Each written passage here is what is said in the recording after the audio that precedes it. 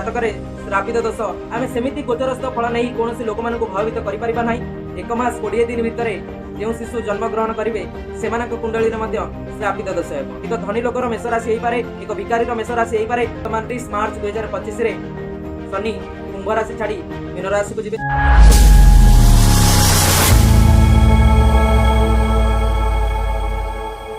नमस्कार दर्शक बंधु, मु आचार्य श्री सत्यजित नायक आपण मानक स्वागत जनाऊँगी आपण मानकर प्रिय यूट्यूब चैनल माँ काली आस्ट्रो वास्तु को। सबुदिन परी आज आलोचना किछि भिन्न रहिबो, किछि शिक्षणीय रहिबो। तेणु आज आलोचना मु आरंभ करने पूर्व मु आपनको जणाई देबाक चाहिए आज आलोचना एक दोष भित्तिक रहिबो जहाँ आपणक जातक श्रापित दोष आम जातक जदि श्रापित दोष अच्छी ताहले कौन सी असुविधा होउची कौन होउची ए विषय आम आज आलोचना करवा।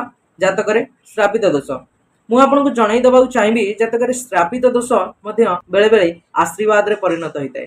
जेमिति कि दशरथ जेतेबेले हत्या करदेले अंधमुनि को पुत्र श्रवण कुमार अजाणतरे जेतेबेले अंधमुनि तांको अभिशाप देइथिले कि मो पुत्र जेतेबेले मो पाखरे नाही तमे मते हत्या करिदेल सेतेबेले तुम मृत्यु बेले तुमर पुत्र तम पाखरे नथिबो।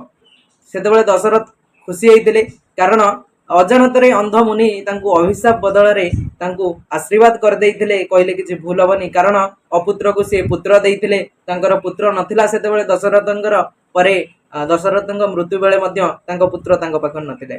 तेनु श्रापित दोष आपणक जातक रे केमिति काम करूची से हिसाब रे आज हम आलोचना करिबा। आपणक जातक रे श्रापित दोष अछि कि नाही से ऊपर मध्य हम आज आलोचना करिबा। श्रापित दोष साधारणतः दुईटी पाप क्रूर ग्रह को नहीं होता है। शनि और तांकर छाया ग्रह जहाँ आम कहीता राहु ये दुई प्लानेट जदि एकत्र जे कौनसी गृह रे थिले मध्य ताहा श्रापित दोष होता है। जेमिति वर्तमान 30 मार्च 2025 रे शनि कुंभ राशि छाड़ी मीन राशि को जीवे एवं पूर्वर राहु मीन राशि रे अछंती।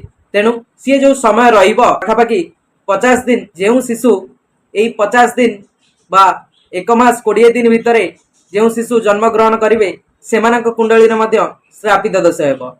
कारण आमे समस्ते जानी था राहु ओलटा आसती राहु केतु ओलटा चलती।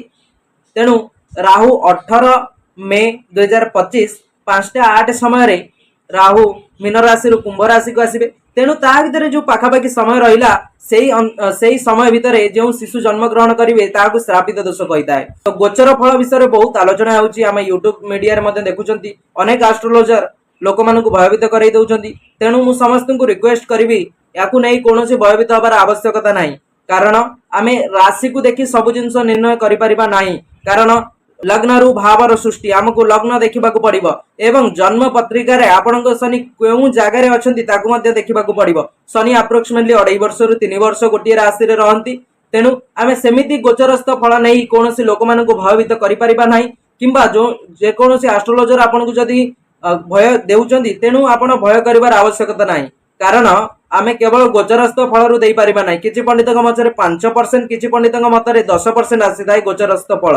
तेणु कौन भय करिवार आवश्यकता नहीं आमको लग्न कुंडली देखिबार आवश्यकता अछि। यदि कौन असुविधा होउची तेबे उचित ज्योतिर्विद को आपन कुंडली देखाई आपन तार प्रतिकार करि परिबे किंतु गोचरस्थ फल को नहीं आपन एते भयभीत होबार आवश्यकता नहीं। आमको मध्य अनेक कॉल आसुची सर आम यूट्यूब रु एटी देखिदेलु तेणु कौन यूट्यूब देखि भयभीत होबार आवश्यकता नहीं।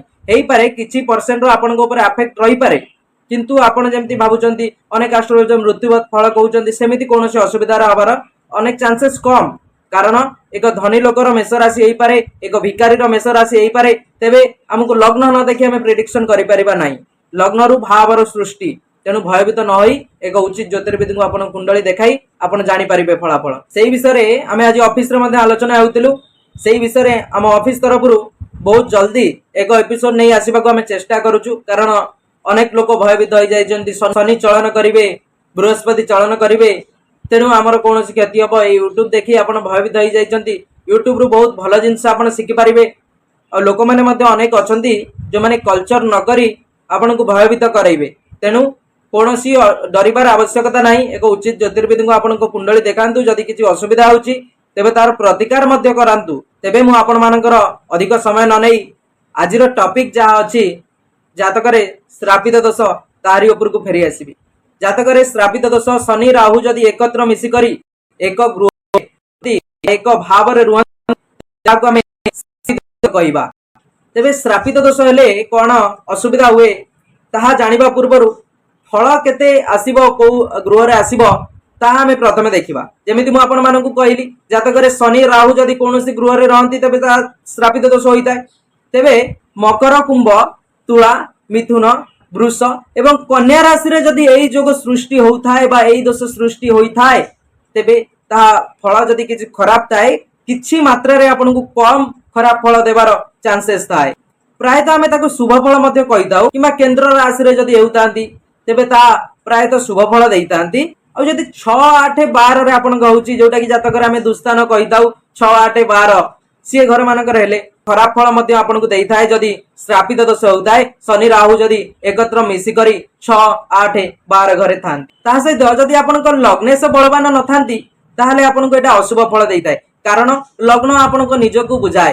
यदि आपण लग्नेश अर्थ लग्नर मालिक जदि कमजोर अछंती लग्नर घरर मालिक जदि कमजोर अछंती तेबे आपन को निश्चित रूपे अशुभ फल देइथाय। लग्नर मालिक बलवान नथिले जदि राजयोग सृष्टि होइताय मध्ये ताहा कम फल देइथाय। कारण लग्न अर्थ निजे बलवान हेबा आवश्यक अटे। जदि आपण मानकर लग्न रे श्रापित दोष होउची तेबे जानिबे आपण पूर्व जन्म रे किछि जानी जानी भूल कर देइचंती किंबा निज द्वारा आपण श्रापित होइचंती। निज ठारू आपण डिसैटिस्फैक्शन रहिबो। निज द्वारा पूर्व जन्म रे किछि श्रापित होइचंती बा किछि भूल कर देइचंती जानी जानी लग्न रे सृष्टि हेले।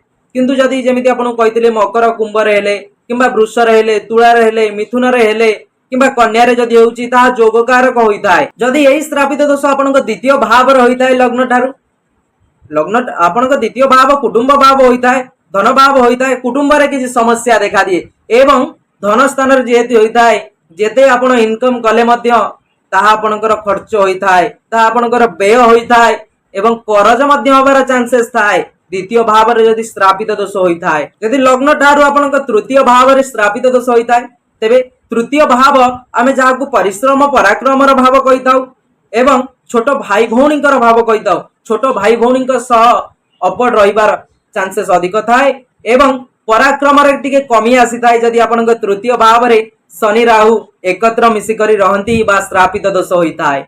आपनकर जदि चतुर्थ भाव रे श्रापित दोष होइताय तेबे आपण जानिबे मातांक ठारू आपण पूर्व जन्म रे किछि अभिशाप पाइथिले।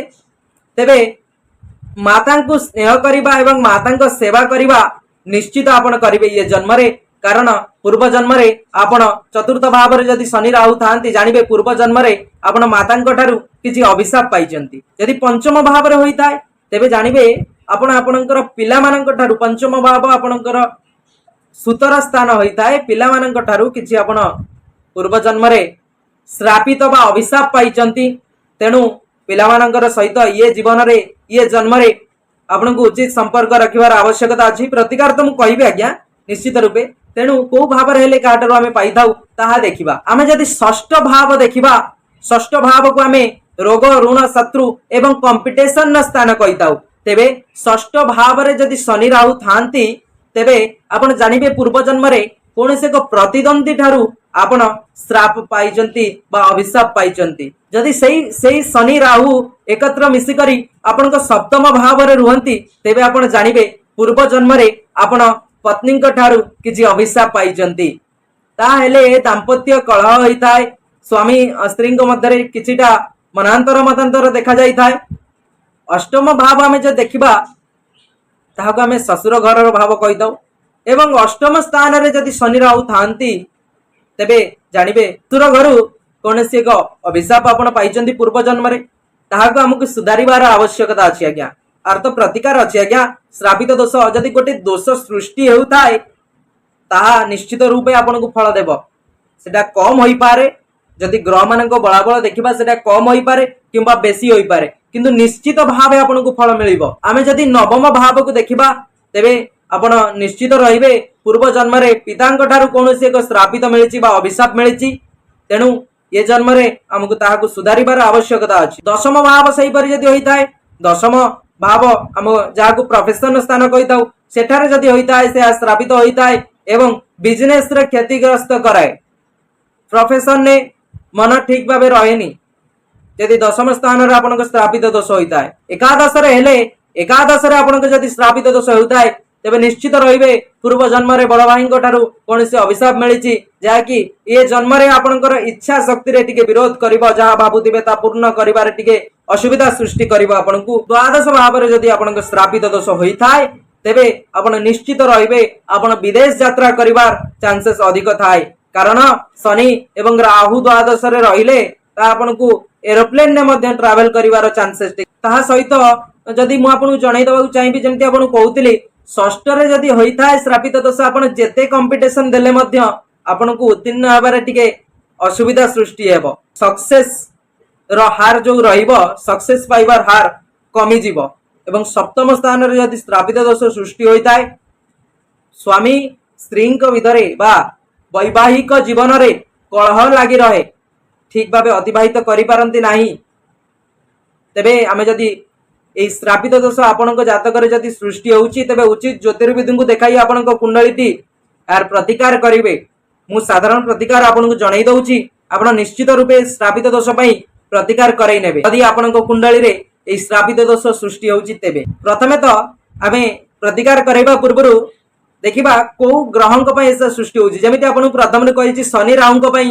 ये श्रापित दोष सृष्टि होउची तेबे आपनकु शनिंकर एवं राहुंकर बीज मंत्र जप करने को पड़ो संध्या समय रे एवं ऑल प्लैनेट जे मास्टर शिव भगवान को आपन को पूजा करने को पड़ो दर्शन करंतु एवं मंदिर जातु जी महादेव सी समस्त सबु प्लैनेट जे मालिक महादेव को आपन दर्शन करंतु ताहा सहित शनिवार किंबा मंगलवार आपन हनुमान मंदिर जाई आपन पूजा करंतु निश्चित रूपे या कला परे जदि आपन श्रापित दोष होई कौन से असुविधा सृष्टि होताए ताहा हार कमी जीव मां का आशीर्वाद रु आपण जीवन सुखमय हो आपण सुखरे जीवन अतिबाहित करंतु आज पई जहा थिला एजुकेशन बा शिक्षणीय प्रोग्राम जा शिखिबार आपण को थिला मु आपण को जणाइली ता सहित मु आपण को जणाई दबा चाहिबी ए जो गोचरस्थ फल को नहीं बहुत गुड़ाई आलोचना होउची एवं अनेक ज्योतिर्विद माने लोक मानकु भयभूत कराई दउचंदी मु सब ज्योतिर्विद कथा कहूनी किछि ज्योतिर्विद जो माने कल्चर करि नांती डराउचंदी प्रथमे तो मु आपन जणाई दबा चाहिबी हमको प्रेडिक्शन करबा गले हमको लग्नर भाव देखिबा को पड़िथाय गोचरस्थ फल निश्चित रूपे मनुष्यर शरीर ऊपर पड़िथाय किंतु ताहा शतकड़ा कम थाए तेणु उचित ज्योतिर्विद को आपन कुंडली देखांतु कौन सी भयभीत करंतु नाही ए गोचरस्थ फल उपरे आम टीम तरफ निश्चित रूपे आम एक वीडियो आनिबा को चेष्टा करूछु निश्चित रूपे मध्य आमे आनिबारे सक्षम हेबु आशा करूची आजिर जहा भी थिला टॉपिक जातकरे श्रापित दोष मु आपन को जणाइली पुणी नुआ एक आलोचना नहीं आपण मानक सम्मुख रे आसीबी सेति पर्यंत मते विदाय दियंतु रहिली आज्ञा नमस्कार जय श्री शनिश्चराय नमः जय मां काली जय जगन्नाथ।